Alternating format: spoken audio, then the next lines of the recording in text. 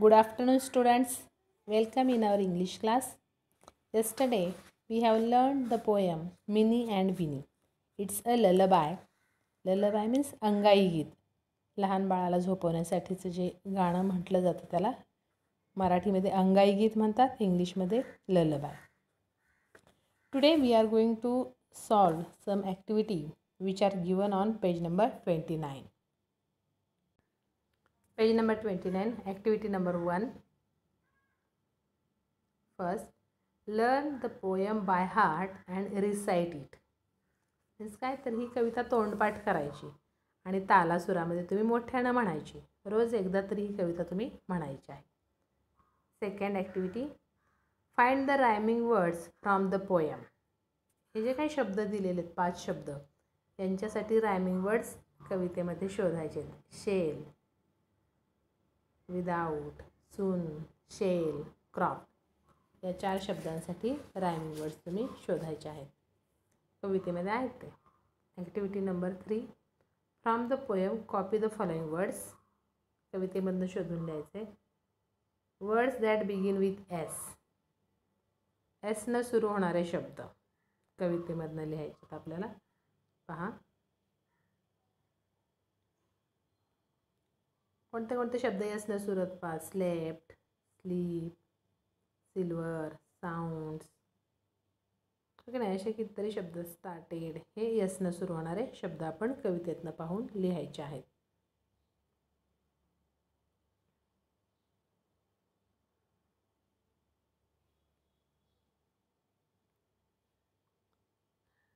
पुढचा प्रश्न आहे, 3 पेअर्स ऑफ ऑपोजिट्स. कवितेतनं शोधून लिहायचे ऑपोजिट वर्ड्सच्या 3 जोड्या. शोधूया मग कवितेमध्ये आपण. चला,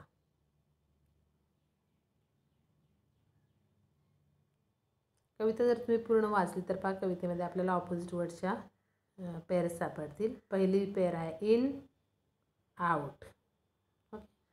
then within, without. Then sleep, wake. लक्षात आलं. अशा प्रकारे या ऑपोजिट वर्ड्सच्या 3 पेअर्स आपल्याला सांगितलं आपण शोधलेले आहे. पुढचा question, words that have the letter L.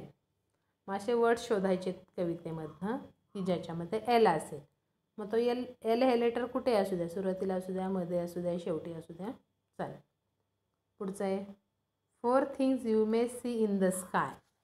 आकाशामध्ये आपण कोणकोणत्या गोष्टी पाहू शकतो ते तुम्ही लिहायचं आहे. कवितेमध्ये लक्षात येईल पहा काय काय पाहू शकतो आपण आकाशामध्ये. द मून आहे, स्टार्स आहे, ओके ना.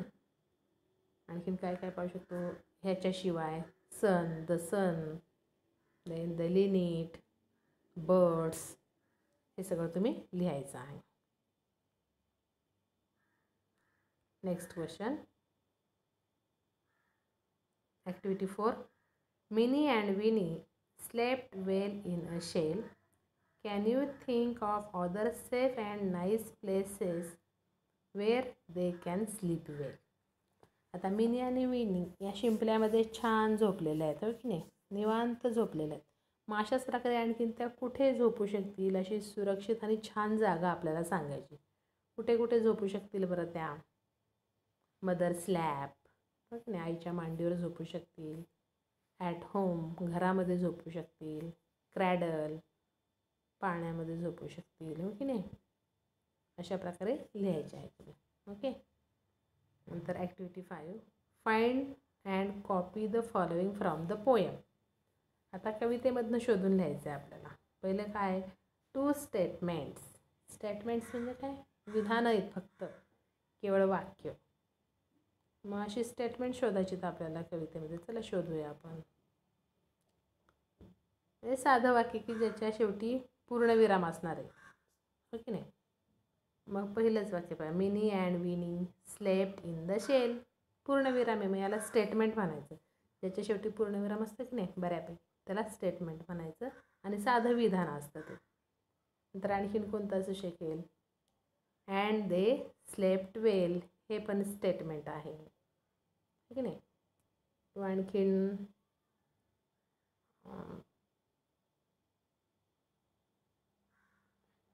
द सन इज अलॉफ्ट, हे पण एक स्टेटमेंट आहे. असे हे 3 स्टेटमेंट आहेत, विधानार्थी वाक्य आहेत. लक्षात आलं? फक्त एक विधान केलेलं असं साधा अर्थ असतो त्याच्यामध्ये. ओके.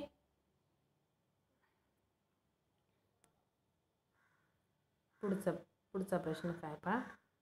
2 क्वेश्चन्स. आता प्रश्न असणारे शोधायचे वाक्य आपल्याला कवितेमध्ये. कुठे प्रश्न विचारला आहे ते शोधूया आपण कवितेमध्ये.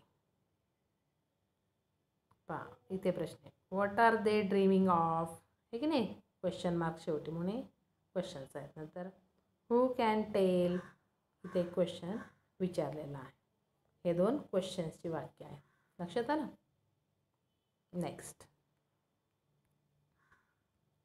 पुढचा काय प्रश्न आहे, 2 कमांड्स. कमांड्स म्हणजे आज्ञा केलेली आहे.